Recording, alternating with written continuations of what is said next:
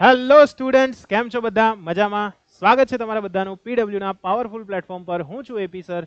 આજે આપણે જોવાના છીએ આપણા યશસ્વી બેચની અંદર નેક્સ્ટ ટોપિક, જેની અંદર આપણે કવર કરવાના છીએ એક્સ્ટ્રા દાખલા.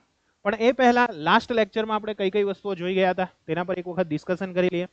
તો લાસ્ટ લેક્ચરની વાત કરવામાં આવે બાળકો, તો લાસ્ટ લેક્ચરમાં આપણે વિદ્યુત પાવર કોને કહેવાય તેના વિશે જોયું હતું. સાથે સાથે આપણે ડિસ્કશન કર્યું હતું કે ભાઈ વિદ્યુત પાવરના વ્યવહારિક ઉપયોગો કયા કયા છે, તેમજ વિદ્યુત ઉર્જાના વ્યવહારિક એકમો કયા કયા છે, તેના ઉપર આપણે લાસ્ટ ટાઈમ ડિસ્કશન કર્યું હતું.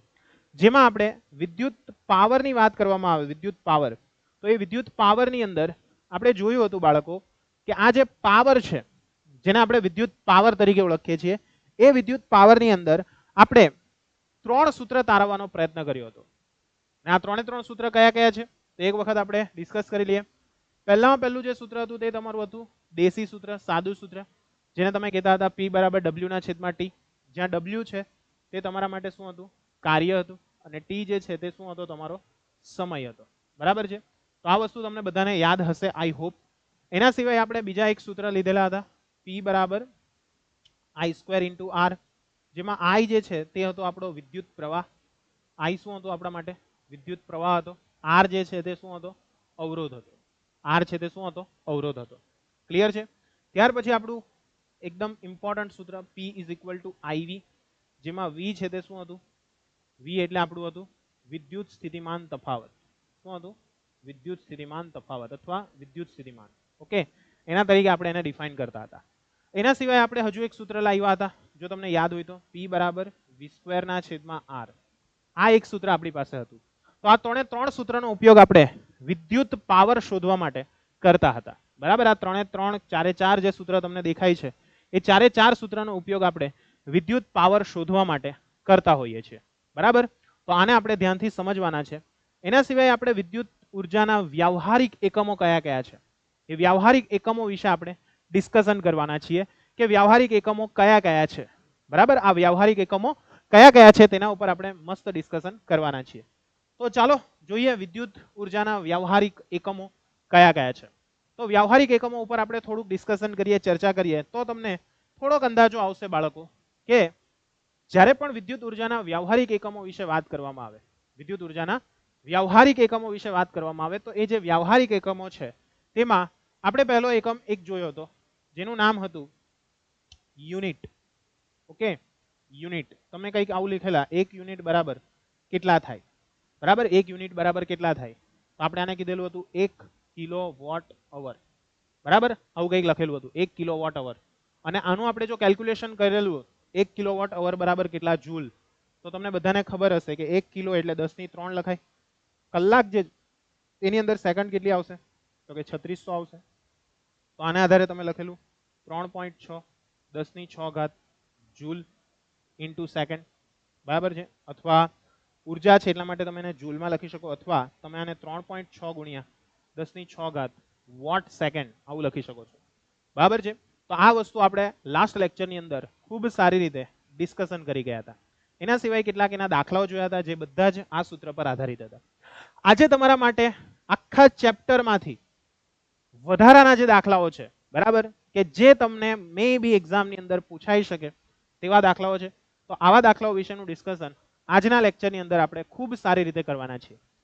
તો ધ્યાનથી જોતા રહેજો લેક્ચર. અને તમારે અહીંયા આગળ આ એક જાતના રિવિઝન લેક્ચર તરીકે આને ગણવાનો રહેશે. અને આ રિવિઝન લેક્ચર જે છે તેની અંદર તમારે ખાસ ધ્યાન રાખવાનું છે, વિડીયો પુશ કરવાનો છે. પહેલા તમારે જાતે દાખલો ગણવાનો છે. જાતે દાખલો ગણીને તમારે પહેલા કમેન્ટમાં લખવાનું છે, સર પહેલો દાખલો પછી ખરું, ઓકે, બીજો દાખલો ખરું. એવી રીતના બધા જ દાખલા જેટલા પણ છે એ બધા જ દાખલાઓની અંદર તમારે આ વસ્તુ કરવાની રહેશે.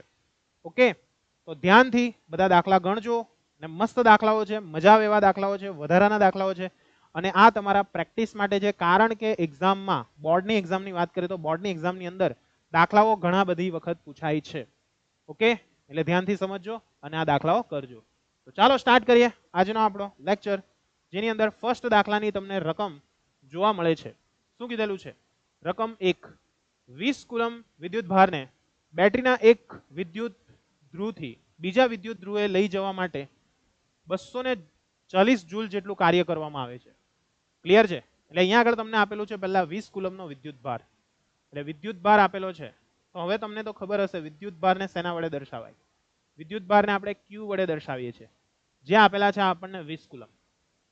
બેટરીના એક ધ્રુવથી બીજા ધ્રુવ તરફ લઈ જવા માટે કરવું પડતું કાર્ય જે છે, કાર્ય જેને આપણે શેના વડે દર્શાવીશું? W વડે. બરાબર છે.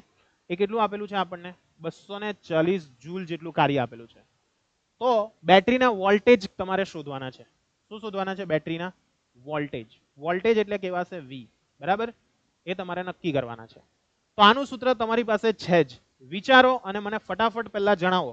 પહેલા વિડીયો પુશ કરો અને વિચારો કે ભાઈ આ 3 3 આવતું હોય તેવું કોઈ સૂત્ર છે ખરું આપણી પાસે કે જેના દ્વારા આપણે દાખલો ગણી શકીએ? વિચારી લીધું? યસ સર, વિચારી લીધું. તો આના માટેનું આપણું સૂત્ર છે સર V બરાબર W ના છેદમાં Q. V બરાબર શું છે? W ના છેદમાં Q. V એટલે શું કહેવાશે આપણા માટે? તો કે V એટલે તમને બધાને જ ખબર છે, વોલ્ટેજ છે. V એટલે આપણા વોલ્ટેજ છે. W એટલે શું છે? આપણું કાર્ય છે. અને Q એટલે શું છે? આપણો વિદ્યુત ભાર છે. Q એટલે શું છે? આપણો વિદ્યુત ભાર. એટલા માટે આપણે V બરાબર શું લખી શકીએ છીએ? W ના છેદમાં Q લખી શકીએ. W ની કિંમત કેટલી છે? તો કે W ની કિંમત છે આપણી પાસે 240 અને Q ની કિંમત કેટલી છે? તો કે Q ની કિંમત છે આપણી પાસે 20. તો આના પરથી શું થશે તે જુઓ. તો કે આ 20 દુ 40 થશે, સોરી 12 દુ 24 થશે. બરાબર છે. એટલે અહીંયા આનો જવાબ કેટલો આવશે? આપણો 12 આવી જશે. ઓકે વિદ્યાર્થીઓ, ઉતાવળમાં જરાક આવું થઈ જાય. ચાલો, એટલે વોલ્ટેજ V બરાબર કેટલા આવી જશે? આપણા 12 વોલ્ટ આવશે. કેટલા આવશે? 12 વોલ્ટ. ક્લિયર છે? એટલે અહીંયા આગળ તમારો આન્સર બની જશે ટોટલ 12 વોલ્ટ. એટલે અહીંયા આગળ લાગુ કરવામાં આવેલો વિદ્યુત સ્થિતિમાન જે છે તે કેટલું હશે? 12 વોલ્ટ હશે. ક્લિયર છે? એટલે બેટરીના વોલ્ટેજ તમને પ્રાપ્ત થઈ જાય છે. નેક્સ્ટ દાખલો જોઈએ. નેક્સ્ટ દાખલો સિમ્પલ દાખલો છે, મસ્ત દાખલો છે. શું કીધેલું છે? એક વાહક તારના બે છેડા વચ્ચે 5 વોલ્ટનો વિદ્યુત સ્થિતિમાનનો તફાવત લાગુ પાડતા શું કરેલું છે? અહીંયા આગળ વિદ્યુત સ્થિતિમાન જે છે તે તમને આપેલું છે. શું આપેલું છે? વિદ્યુત સ્થિતિમાન, જેને આપણે શેના વડે દર્શાવીએ છીએ? V વડે દર્શાવીએ છીએ. કેટલું આપેલું છે આપણને? 5 વોલ્ટ. એને જો લાગુ કરવામાં આવે તેમાંથી 10 મિનિટમાં 10 મિનિટ શું આપેલો છે ભાઈ? સમય આપેલો છે. સમય એટલે T. કેટલો આપેલો છે? 10 મિનિટ. તો મિનિટમાં ના ચાલે, આને કન્વર્ટ કરવું પડશે 10 ગુણ્યા 60. તો કેટલા થઈ જશે? 600 થશે. એટલે આનો જવાબ આવશે તમારો 600 સેકન્ડ. બરાબર છે? 600 સેકન્ડમાં 600 કુલમ જેટલો વિદ્યુત ભાર જે છે તે પસાર થાય છે. એટલે અહીંયા આગળ બીજું આપેલું છે તમને વિદ્યુત ભાર. કેટલો આપેલો છે બાળકો? વિદ્યુત ભાર આપણને આપેલો છે Q બરાબર. વિદ્યુત ભારને આપણે Q વડે દર્શાવીએ છીએ, જેની વેલ્યુ તમને આપેલી છે 600 કુલમ. તો તારનો અવરોધ તમારે શોધવાનો છે. શું શોધવાનો છે? તારનો અવરોધ. ઓકે વિદ્યાર્થીઓ, તો અવરોધ એટલે શું કહેવાશે? R કહેવાશે. ચાલો હવે વિચારો કે અહીંયા આગળ કયું સૂત્ર એપ્લાય થઈ શકે એવું છે. વિચારો અહીંયા આગળ કઈ વસ્તુ આપણે એપ્લાય કરી શકીએ? અવરોધ શોધવાનો છે. વોલ્ટેજ આપેલા છે. વોલ્ટેજ આવે ને અવરોધ આવે એટલે એક જ સૂત્ર કામ લાગે. કયું સૂત્ર કામ લાગશે? તો કે સર ઓમનો નિયમ કામ લાગશે. તો આપણે લખી દઈએ ઓમના નિયમ મુજબ. શું લખાશે? બોલો ઓમના નિયમ મુજબ. તો કે ઓમનો નિયમ જે છે તે આપણો છે V બરાબર અયર. આપણો ઓમનો નિયમ છે. હા સર, V બરાબર અયર એ આપણો ઓમનો નિયમ છે. તો આના પરથી આપણે શોધવાનું શું છે? તો કે સર R શોધવાનો છે. તો R ને કરતા બનાવો તો V ના છેદમાં I થઈ જશે. એના બરાબર શું થશે? R થશે. એના માટે R બરાબર શું થઈ જશે? તો કે સર V ના છેદમાં I થશે. પણ અહીંયા તમે એક વસ્તુ નોટિસ કરો, I ની વેલ્યુ છે આપણી પાસે? ના સર, નથી. તો I ની વેલ્યુ ક્યાંથી લાવશો? તો કે સર આપણી પાસે સૂત્ર છે ને I બરાબર Q ના છેદમાં T. બરાબર છે? અહીંયા આપણે સૂત્ર મૂકેલું છે I બરાબર કયું સૂત્ર છે? Q ના છેદમાં T. આ સૂત્ર મૂકીએ તો T ક્યાં જશે? અંશમાં જશે. તો R બરાબર શું થશે? VT ના છેદમાં Q થઈ જશે. VT ના છેદમાં શું થઈ જશે? Q થઈ જશે. ચાલો તો આની કિંમત મૂકી દઈએ આપણે. તો શું મુકાશે કિંમત? R બરાબર તો કે V ઇન્ટુ T. V કેટલા છે? V તો કે V જે છે તે આપણા 5 છે. ચાલો T ની કિંમત કેટલી છે? T તો કે T જે છે તે આપણા 600 સેકન્ડ છે. T ની કિંમત કેટલી છે? 600 સેકન્ડ. તો 600 મૂકી દઈએ. છેદમાં Q છે તે તમારી પાસે છે. કેટલી છે તમારી પાસે? 600. તો આની વેલ્યુ પણ તમે શું મૂકી દો? 600 મૂકી દો. ચાલો તો તમે અહીંયા જોઈ શકો છો આ બંને સરળતાથી કેન્સલ થાય છે. તો બચે છે કેટલા ફક્ત? તો કે સર R બરાબર 5 બચે છે. તો આનો જવાબ કેટલો આવશે? R બરાબર 5 ઓમેગા. R બરાબર કેટલા આવશે આપણા? 5 ઓમેગા આવશે. ક્લિયર? એટલે આર બરાબર આપણને 5 ઓમેગા જેટલી વેલ્યુ પ્રાપ્ત થઈ જશે. ડાઉટ છે કંઈ? નથી ને? એટલે આ વસ્તુ ધ્યાનમાં રાખજો. નેક્સ્ટ દાખલો જોઈએ. એના પછી વિચારો ફટાફટ અને મને જણાવો શું થશે. તાંબાના બે તાર છે, એક તાર એ અને એક તાર બી છે. બંનેના દળ સમાન છે. તો લખી દઈએ તાર એ અને બીજું અહીંયા લખી દઈએ તાર બી. બંનેના દળ સરખા છે.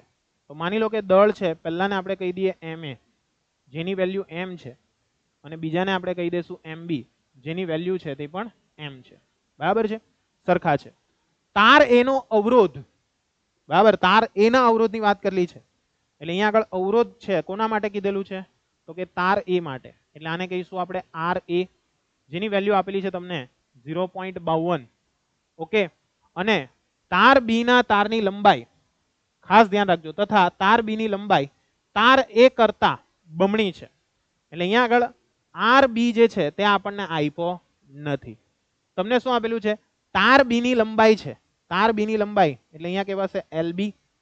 એ કેટલી છે? તાર એ ના લંબાઈ કરતા. આ વસ્તુ ખાસ ધ્યાન રાખજો. તમે ઘણી વખત કહેતા હતા કે સર તમે આને રિપીટ કરો, બરાબર છે. ખાસ કરીને કોણ હતું, વાળા જુહી કે એવું કોઈ હતું, તેમણે મને કીધેલું કે સર એક વખત રિપીટ કરજો. જો બમણું કરવાનું આવે, ઓછું કરવાનું આવે ત્યારે તમારે રકમને 2 વખત વાંચવાની, બરાબર. ખાસ ધ્યાન રાખજો બેન, તમારે આ રકમ છે તે ખાસ વાંચવાની છે અને પછી તમારે એનું ઇન્ટરપ્રિટેશન લખવાનું છે. શું કીધેલું છે અહીંયા આગળ? તાર બી ની લંબાઈ, તાર બી ની લંબાઈ એટલે એલબી લખાય. તાર એ ની લંબાઈ કરતા, તાર એ ની લંબાઈ, લંબાઈને આપણે એલ વડે દર્શાવશું. કોની લંબાઈ છે? એ ની લંબાઈ કરતા કેટલી છે? બમણી છે. બમણી છે એટલે આગળ કેટલા લખાશે? 2 લખાશે. તો તમારે તાર બી નો અવરોધ કેટલો છે તે તમારે શોધવાનો છે. શું નક્કી કરવાનો છે તમારે? તાર બી છે તેનો અવરોધ શોધવાનો છે. ચાલો તો કઈ રીતના નક્કી થશે અવરોધ? વિચારો અને જવાબ આપવાનો પ્રયત્ન કરો. કઈ રીતના થશે? હા હા, બોલો બોલો ફટાફટ. કૈસે હોગા સર? એના માટે આપણી પાસે અવરોધનું સૂત્ર છે. કયું સૂત્ર છે બોલો? તો કે અવરોધ આર બરાબર રો એલ ના છેદમાં એ. આ સૂત્ર છે આપણી પાસે. હા સર. હવે આમાં શું કરશું સર? તો કે જો ભાઈ, આની અંદર તારે એક સિમ્પલ કામ કરવાનું છે.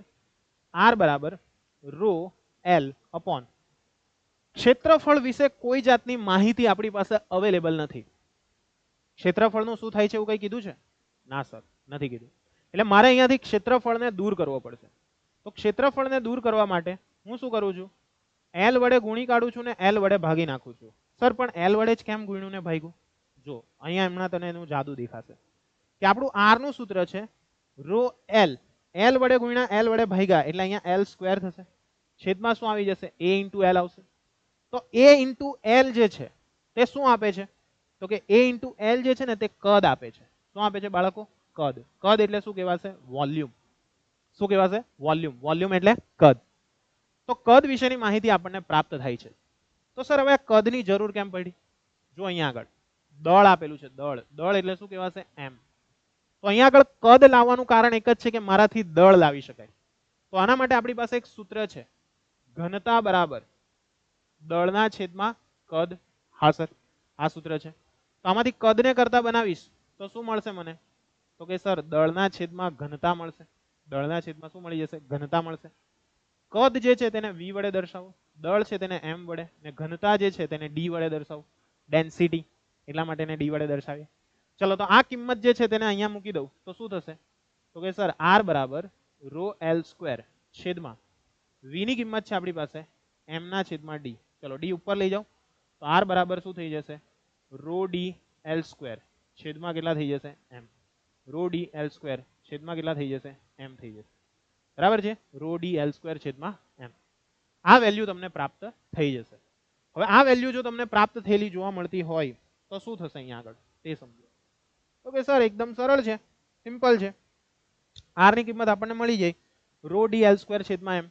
હવે આપણી પાસે 2 તાર છે. તો તાર એ માટે આ વસ્તુ લખવી તો કઈ રીતના લખી શકીએ? તો કે સર સિમ્પલ છે. તાર એ માટે આપણે લખીએ તો અવરોધ જે છે તેની જગ્યાએ આપણે લખવો પડશે આર એ. હા સર. રો તો રો જ છે કારણ કે અહીંયા આગળ બંને તાર શેના છે? તાંબાના બનેલા છે એટલે રો તો ફિક્સ રહેશે. ડી જે છે તે પણ ફિક્સ રહેશે કારણ કે તાંબુ છે.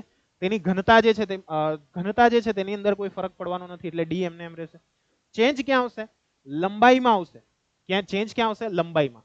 તો લંબાઈ એલ સ્ક્વેર છે તેની જગ્યાએ એલ એ સ્ક્વેર લખવું પડશે છેદમાં એમ ની જગ્યાએ શું આવશે? તો કે એમ એ આવશે.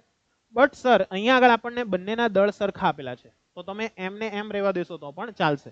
તો આપણે એક કામ કરીએ, એમ છે તેને એમ જ રહેવા દઈએ. સમજ પડે છે બાળકો કે નથી પડતી? કમેન્ટમાં જણાવો. બરાબર? હા સર, એકદમ સમજ પડી ગઈ. ફરીથી એક વખત સમજાવું છું, ધ્યાનથી સમજજો. અહીંયા આગળ મટીરિયલ બદલાયું નથી. તાર એ છે તે પણ તાંબાનો છે, તાર બી છે તે પણ તાંબાનો છે. બંને તાર છે તે એક સરખા મટીરિયલના બનેલા છે, એટલા માટે ત્યાં આગળ એની અવરોધકતા અને ઘનતામાં તફાવત જોવા મળતો નથી.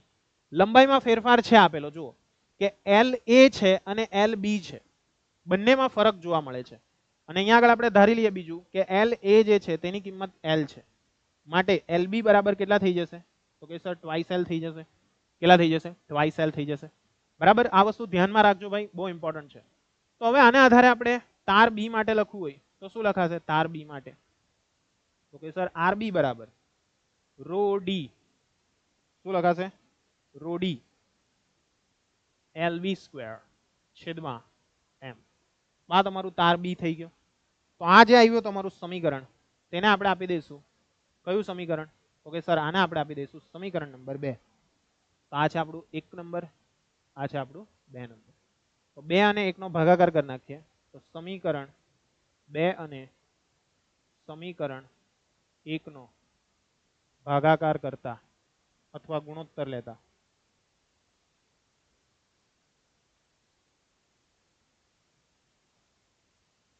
ઓકે. તો બંનેનો ગુણોત્તર લઈએ તો શું થશે? તો કે સર આર બી અંશમાં આવશે, આર એ છે તે છેદમાં આવશે, એટલે શું થઈ જશે જુઓ? તો કે સર સિમ્પલ છે, અહીંયા આગળ રો ડી છે તે તો રહેશે જ, એલ બી સ્ક્વેર થશે અહીંયા, કારણ કે અંશમાં બી છે, છેદમાં એમ નો એમ જ રહેશે. એના આખાના છેદમાં શું આવશે? Rho D L A square છેદમાં કેટલા આવશે? એમ. ચાલો, તો અહીંયા ઉડે એવું છે કઈ? ઉડી જાય એવું? હા સર, રો ડી એમ ઉડી જાય છે. ઓકે ભાઈ. તો બાકી શું રહી જશે?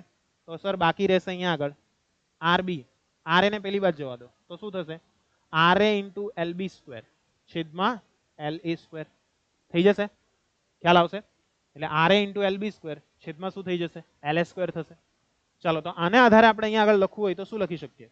તો કે સર આર એ તો સોરી આર બી જે છે તે આપણે શોધવાનો છે.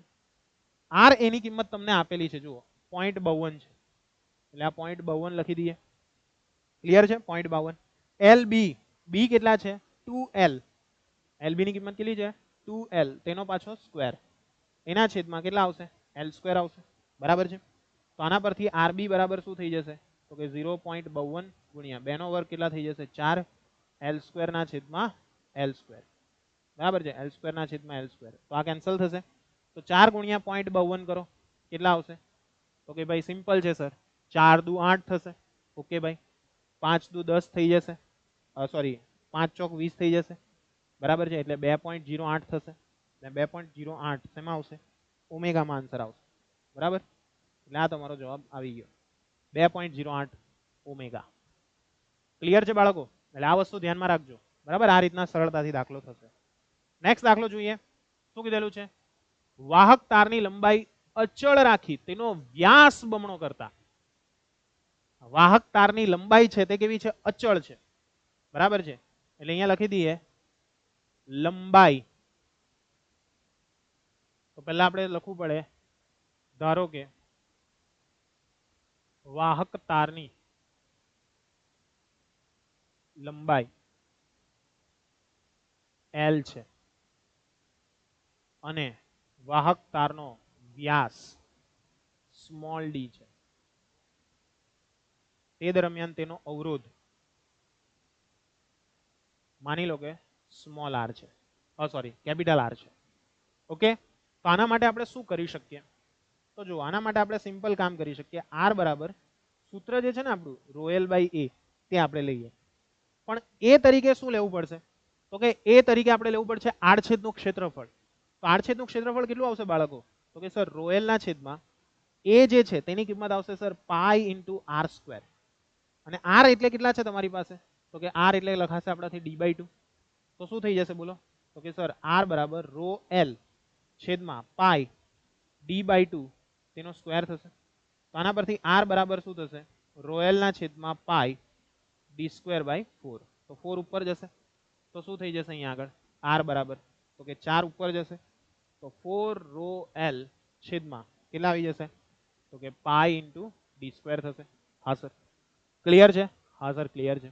તો આ એક સમીકરણ આપણને મળ્યું. તેના પરથી આપણે શું લખી શકીએ કે આર જે છે ને તે ડાયરેક્ટ 1/d² ના સમપ્રમાણમાં છે. ઓકે, એટલે અહીંયા આગળ 1/d² ના સમપ્રમાણમાં અથવા વ્યાસના વર્ગના વ્યસ્ત પ્રમાણમાં છે આપણો અવરોધ. તો નવો અવરોધ તમે શોધશો તો લખી દઈએ કે ધારો કે નવો અવરોધ આર ડેશ છે અને વ્યાસ ડી ડેશ બરાબર કેટલા થઈ જશે? ડી ડેશ બરાબર તો કે ભાઈ વ્યાસ છે તે કેવો કર્યો છે? આપણે બમણો કર્યો છે, એટલા માટે કેટલા થઈ જશે? 2d થઈ જશે. ચલો તો આ કિંમત આપણે આની અંદર લઈએ તો કઈ રીતના થશે? આર ના છેદમાં આપણે આર ડેશ લખવું પડશે. હા સર આર ની કિંમત કેટલી લખાશે? તો કે સર 1/d² છેદમાં અહીંયા આગળ આવશે 1/d ડેશ સ્ક્વેર. હા સર આવી જશે. તો આપણે અહીંયા આગળ શું શોધવાનું છે? સર આર ડેશ શોધવાનું છે. તો આર ડેશ જે છે તેને શોધવા માટે આપણે સૌથી પહેલા સાદુરૂપ આપી દઈએ. તો આર ના છેદમાં R dash D dash square ઉપર જશે તો શું થઈ જશે? ડી ડેશ સ્ક્વેર ના છેદમાં ડી સ્ક્વેર. હા સર થઈ જશે. ડી ડેશ ની કિંમત છે તમારી પાસે, કેટલી છે? સર ડી ડેશ ની જે કિંમત છે ને તે આપણી પાસે છે. કેટલી આપેલી છે? તો કે ડી ડેશ તમને આપેલો છે, જુઓ વ્યાસ બમણો થાય છે માટે ડી ડેશ બરાબર કેટલા લેશું? 2d લેશું. બરાબર, ડી ડેશ બરાબર કેટલા લેશું? 2d લેશું. ચાલો તો એ કિંમત મૂકો તો શું થઈ જશે? આર ના છેદમાં આર ડેશ બરાબર ડી ડેશ ની કિંમત મૂકી દો 2d ને તેનો પાછો શું કરવાનો છે? સ્ક્વેર. એના છેદમાં શું આવશે? ડી સ્ક્વેર આવશે.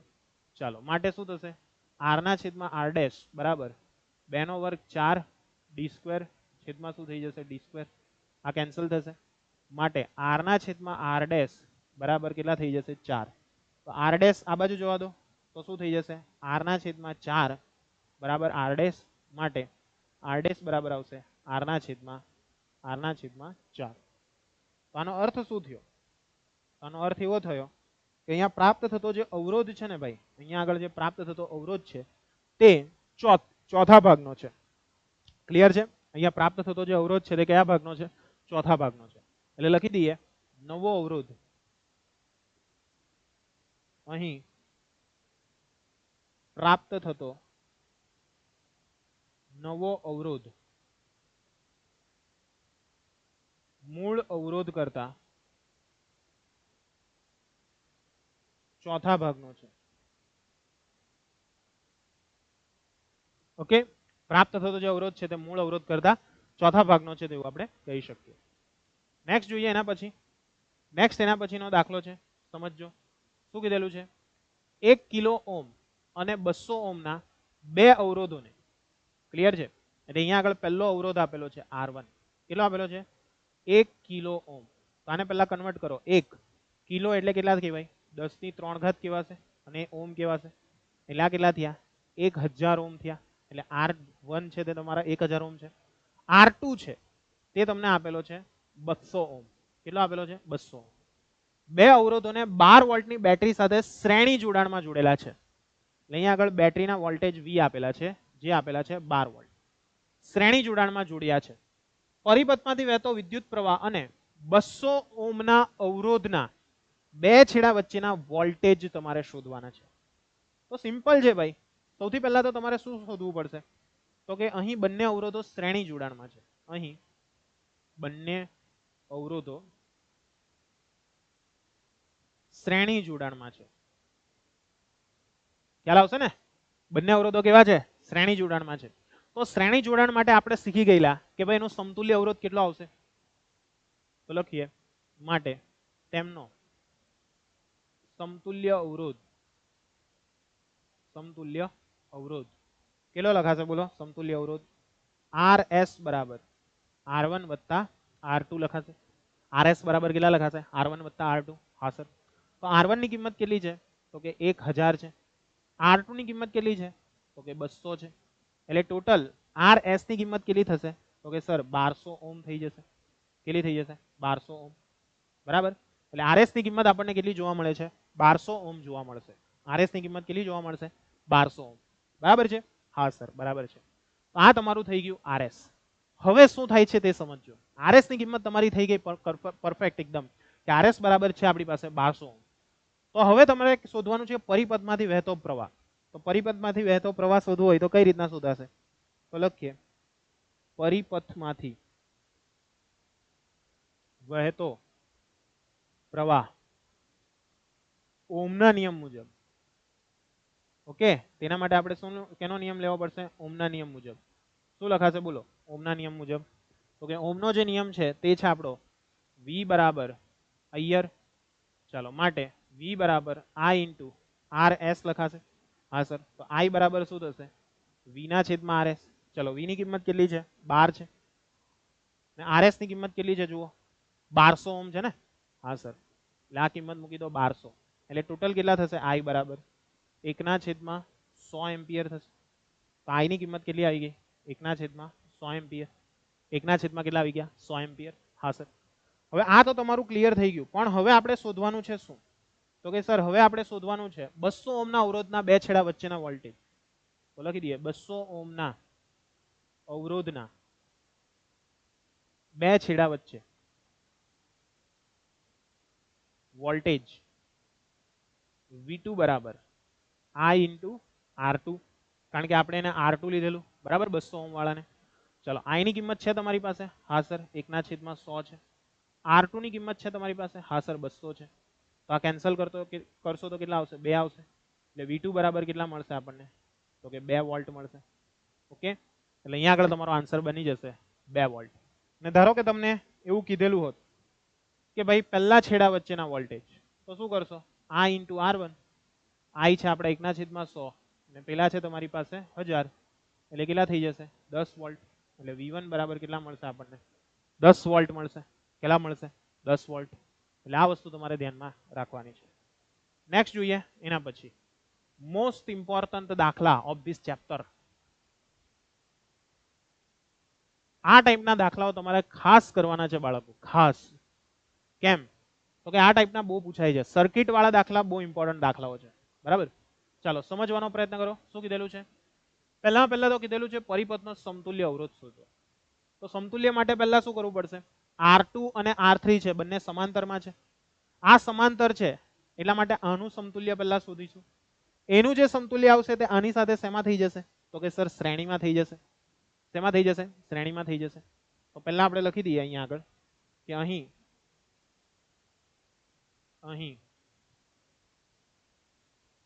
R2 અને R3 અવરોધો સમાંતર જોડાણમાં છે. સમાંતર જોડાણમાં છે, જેનો સમતુલ્ય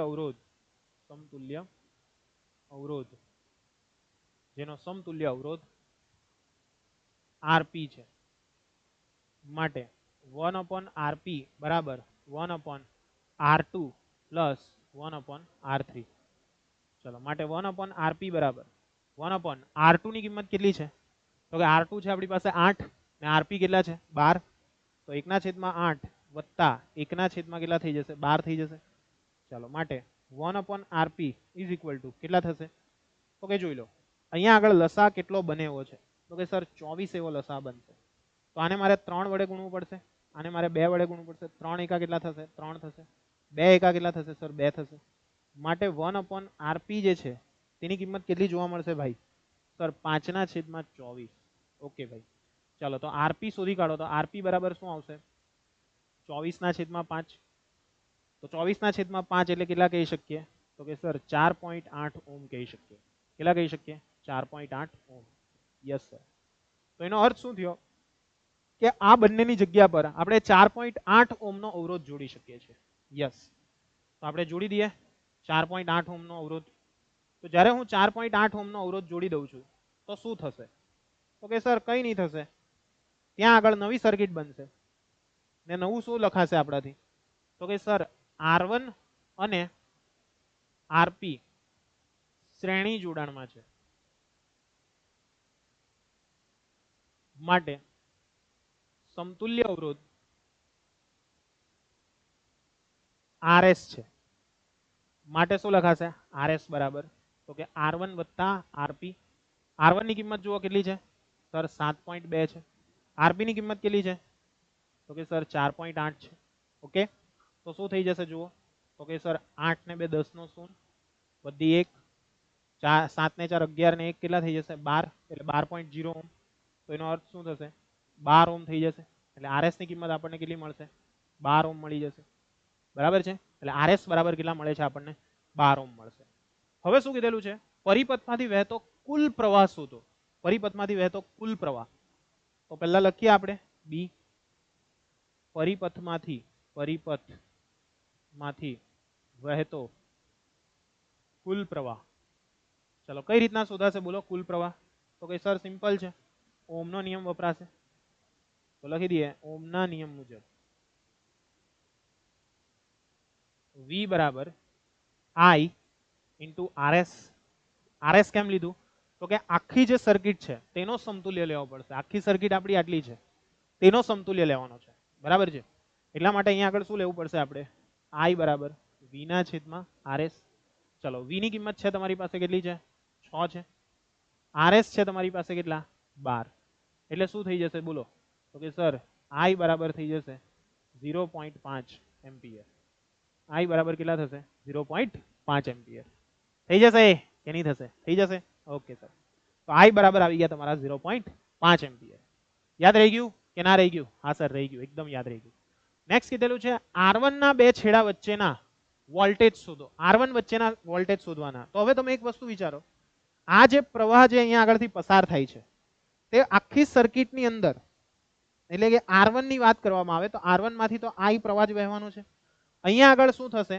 તો કે સર પ્રવાહ બદલાઈ જશે I1 ને I2 પણ આપણને R1 માંથી જ શોધવા કીધેલો છે એટલા માટે આપણે ડાયરેક્ટલી શોધી શકીએ છીએ હા સર શોધી શકીએ તો એના માટે આપણે શું કરશું ડાયરેક્ટલી બોલો તો કે લખીએ R1 ના બે છેડા વચ્ચેના વોલ્ટેજ શું થશે બોલો R1 ના બે છેડા વચ્ચેના વોલ્ટેજ તો કે V1 બરાબર I ઇન્ટુ R1 હા સર I ની કિંમત કેટલી છે 0.5 છે R1 ની કિંમત કેટલી છે બોલો R1 તો કે સર R1 ની કિંમત છે આપણી પાસે 7.2 તો 7.2 એટલે ટોટલ આન્સર આવશે 3.6 વોલ્ટ એટલે V1 બરાબર કેટલા આવશે આપણા 3.6 વોલ્ટ આવશે કેટલા આવશે 3.6 વોલ્ટ ક્લિયર યસ સર એકદમ ક્લિયર આ રીતના તમને એના વોલ્ટેજ મળી ગયા કે આની ઉપર જશે 3.6 વોલ્ટ પરફેક્ટ હા સર એકદમ પરફેક્ટ ચાલો નેક્સ્ટ દાખલો જોઈએ નેક્સ્ટ દાખલો પણ જુઓ મસ્ત છે બરાબર આ ટાઈપના દાખલા આવશે ખાસ ધ્યાન રાખજો શું કીધેલું છે પહેલું તો સમતુલ્ય અવરોધ અને પરિપથમાંથી વહેતો કુલ પ્રવાહ સમતુલ્ય અવરોધ શોધવા માટે સૌથી પહેલા શું કરી નાખીએ તો કે સર જોઈ લઈએ પરિપથ કેવો છે તો કે સર R1 અને R2 શ્રેણીમાં છે R3 અને R4 પણ શેમાં છે શ્રેણીમાં છે ઓકે એટલે પહેલા તમારે શું શોધવું પડશે R1 અને R2 નું સમતુલ્ય R3 અને R4 નું સમતુલ્ય શોધી કાઢીએ ચાલો તો લખીએ અહીં આપેલ પરિપથમાં અવરોધ R1 અને R2 શ્રેણી જોડાણમાં તેમજ R3 અને R4 પણ શ્રેણી જોડાણમાં છે તેથી તેમનો સમતુલ્ય અવરોધ RP1 અને RS1 લખીએ બરાબર RS1 અને RS2 છે બરાબર છે સમતુલ્ય અવરોધ RS2 છે ક્લિયર તો પહેલા આપણે RS1 સુધી કાઢીએ તો લખીએ માટે સમતુલ્ય અવરોધ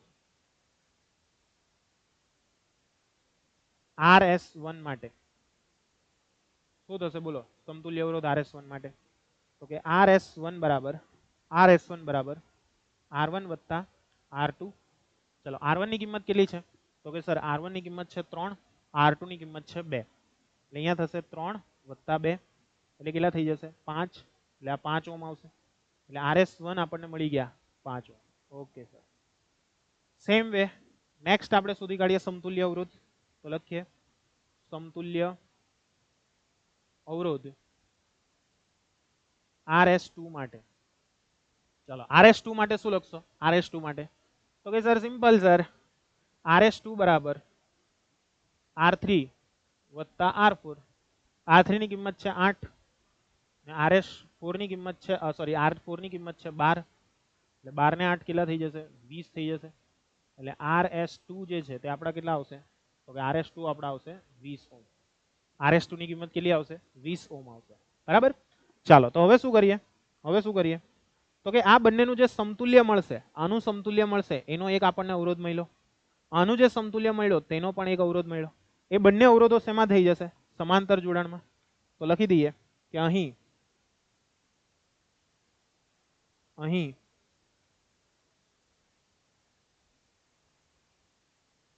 RS1 અને RS2 સમાંતર જોડાણમાં છે, તેથી તેનો સમતુલ્ય અવરોધ RP1 લેતા, બરાબર, અથવા RP લેતા 1/RP બરાબર 1/RS1 પ્લસ 1/RS2. બરાબર. 1/RS1 પ્લસ શું થઈ જશે 1/RS2. તો કરી નાખો. ચાલો શું થશે? તો કે સર સરળ છે એકદમ. કઈ રીતના સરળ છે ચાલ જોઈ લે. તો કે સર 1/RP1 બરાબર 1/RS1 ની કિંમત કેટલી છે? RS1 છે આપણી પાસે 5. RS2 કેટલા છે? તો કે RS2 છે આપણી પાસે 20. બરાબર. તો આનો લસા કેટલો આવશે? તો કે સર 1/RP જે છે તેમાં લસા આવી જશે આપણો 20. તો આ થઈ જશે આપણા 5 ચોક 20, એટલે અહીંયા 4 આવશે, અહીંયા 1 આવશે. માટે 1/RP ઇઝ ઇક્વલ ટુ કેટલા થશે? 5/20, 5 ચોક 20, એટલે RP બરાબર આપણે આવી જશે 4 ઓહ્મ. ઓકે, RP બરાબર કેટલા આવી જશે? 4 ઓહ્મ. પરફેક્ટ છે કે નથી પરફેક્ટ? પરફેક્ટ છે. એટલે આની કિંમત આપણને મળી જશે 4 ઓહ્મ. હવે શું છે અહીંયા આગળ તે જુઓ. કુલ પ્રવાહ શોધવાનો છે, પરિપથનો કુલ પ્રવાહ. તો લખી દઈએ પરિપથનો કુલ પ્રવાહ. ચલો પરિપથનો કુલ પ્રવાહ શોધવો હોય તો I બરાબર શું થશે? V ના છેદમાં R થશે. તો V ના છેદમાં શું આવી જશે? RP. V ની કિંમત કેટલી છે? 12 ને RP ની કિંમત કેટલી છે? 4. તો 4 તાલી 12 થશે, એટલે I બરાબર કેટલા આવી જશે? 3 એમ્પિયર. બરાબર છે. I બરાબર કેટલા આવી જશે? 3 એમ્પિયર. એટલે પરિપથનો કુલ પ્રવાહ કેટલો આવી ગયો ભાઈ? 3 એમ્પિયર આવી ગયો. પરફેક્ટ છે હે કે નથી પરફેક્ટ? હા સર એકદમ પરફેક્ટ. તો આ વસ્તુ તમારે ધ્યાનમાં રાખવાની છે. ચાલો નેક્સ્ટ દાખલા. બરાબર મસ્ત છે. શું આપેલું છે? 60 વોટના 2 બલ્બ, એટલે 2 બલ્બ આપેલા છે, એટલે પાવર આપેલો છે 60 વોટ. બરાબર છે. 60 વોટનો પાવર આપેલો છે, એના 2 બલ્બ આપેલા છે, એટલે P1 બરાબર લખાશે 2 × 60, એટલે ટોટલ કેટલા થશે? 120 વોટ. એ 4 કલાક માટે ચાલુ રહે છે. 100 વોટના 5 બલ્બ રોજ 5 કલાક ઉપયોગમાં લેવાય છે. બરાબર છે. એટલે અહીંયા આગળ તમારે P2 જે છે તે P2 માં શું છે? તો કે 100 વોટના 5 બલ્બ છે. બરાબર છે. 100 વોટના 5 બલ્બ છે, એટલે ટોટલ કેટલા થયા? 500 વોટ થયા. હા સર. આના કેટલા થયા? 120 વોટ થયા. પહેલા જે છે તે 4 કલાક ચાલે છે, એટલે પહેલા માટેનો જે સમય આપણને આપેલો છે તેની વાત કરેલી છે. પહેલા માટેનો સમય, તો પહેલા માટેનો જે સમય છે તે તમને આપેલો છે 4 કલાક. કેટલો આપેલો છે ભાઈ? 4 કલાક. એટલે અહીંયા T1 બરાબર છે આપણા 4 કલાક. ઓકે, 4 કલાક. અને T2 જે છે તે તમને આપેલા છે 5 કલાક. ક્લિયર? તો 30 દિવસની અંદર કેટલા યુનિટ વિદ્યુત ઉર્જા ખર્ચાશે? તમારે 30 દિવસની અંદર કેટલી વિદ્યુત ઉર્જા ખર્ચાઈ છે તે તમારે શું કરવાનું છે? શોધવાનું છે. ચાલો કઈ રીતના શોધશો? તો સૌથી પહેલા તો આના માટે વિદ્યુત ઉર્જા શોધવી પડશે કે 60 વોટના બલ્બ દ્વારા 30 દિવસમાં ખર્ચાતી ઉર્જા. બરાબર છે. ચાલો તો 30 દિવસમાં ખર્ચાતી ઉર્જા કેટલી થશે? તો કે W1 બરાબર P1 ઇન્ટુ T1 થશે. હા સર. તો P1 જે છે તે આપણી પાસે છે કેટલા છે? 120 છે. હા સર. T1 જે છે T1 તે કેટલા આવશે? તો કે સર T1 જે છે તે છે 4 કલાક. આ 4 કલાક કેટલા દિવસ માટે ચાલે છે? એક દિવસ માટે. પણ આપણે કેટલા દિવસ માટે શોધવાનું છે? 30 દિવસ માટે. એટલે આના ગુણ્યા કેટલા કરી દેશું? 30 કરી દેશું. તો અહીંયા કેટલા થશે જુઓ? તો કે સર 120 ગુણ્યા 4 તાલી 12 એટલે 120 થશે.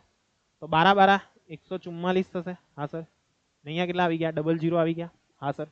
એટલે આ તમારું શું થઈ ગયું? W1. આટલી ઉર્જા તમારી વપરાશે. અને આ ઉર્જા જે છે તે શેમાં આવશે? તો કે આ જે ઉર્જા આવશે તે વોટ અવરમાં આવશે. તો વોટ અવરમાં ના ચાલે. આપણે આને કન્વર્ટ શેમાં કરવું પડશે? કિલો વોટ અવરમાં. તો જ તે યુનિટમાં લખી શકાય. તો કિલો વોટ અવરમાં કન્વર્ટ કરવા માટે હું શું કરી દઉં? તો કે સર સિમ્પલ એક કામ કરી નાખીએ. આ વોટ અવર તો છે જ. તો આને હું આવું લખું તો ચાલે. W1 બરાબર 14.4 ગુણ્યા 10⁻³ વોટ અવર. હા સર. એટલે W1 બરાબર કેટલા થશે? W1 તો કે 14.4 કિલો વોટ અવર. બોલે તો W1 જે છે તેના આવશે આપણા 14.4 યુનિટ. કેટલા આવશે? 14.4 યુનિટ. ક્લિયર? એટલે 14.4 યુનિટ જોવા મળશે. બીજું છે આપણું W2. બીજું શું છે આપણી પાસે? W2.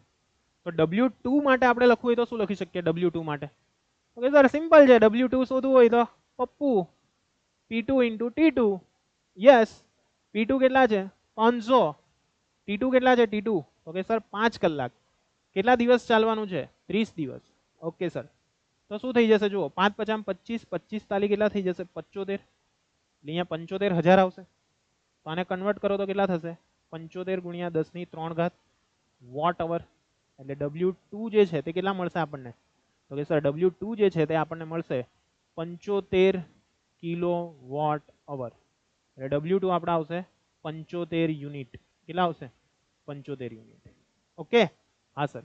હવે 30 દિવસની અંદર કેટલા યુનિટ વિદ્યુત ઉર્જા ખર્ચાશે? તો કુલ વિદ્યુત ઉર્જાનો ખર્ચ બરાબર છે.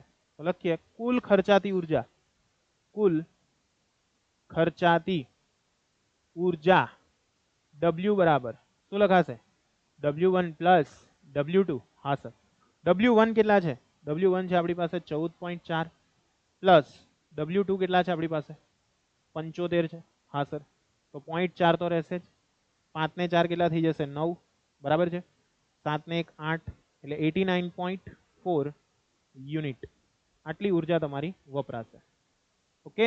આટલી ઉર્જા તમને વપરાયેલી જોવા મળે છે. સમજાશે કે નહીં સમજાશે? સમજાઈ જશે ભાઈ. ઓકે. તો આ 30 દિવસની અંદર તમારી 89.4 યુનિટ જેટલી ઉર્જા વપરાયેલી છે. નેક્સ્ટ આગળ વધીએ. એના પછીનો દાખલો બહુ મસ્ત દાખલો છે ભાઈ. આ ટાઈપના દાખલાઓને ખાસ ધ્યાનથી સમજજો. એક બલ્બને 12 વોલ્ટની બેટરી સાથે જોડતા તેના વડે 24 વોટનો પાવર ખર્ચાય છે. બેટરીના વોલ્ટેજ આપેલા છે. કેટલા છે? 12 વોલ્ટ. ત્યારે ખર્ચાતો પાવર કેટલો છે? તો કે સર 24 વોટ જેટલો પાવર ખર્ચાય છે.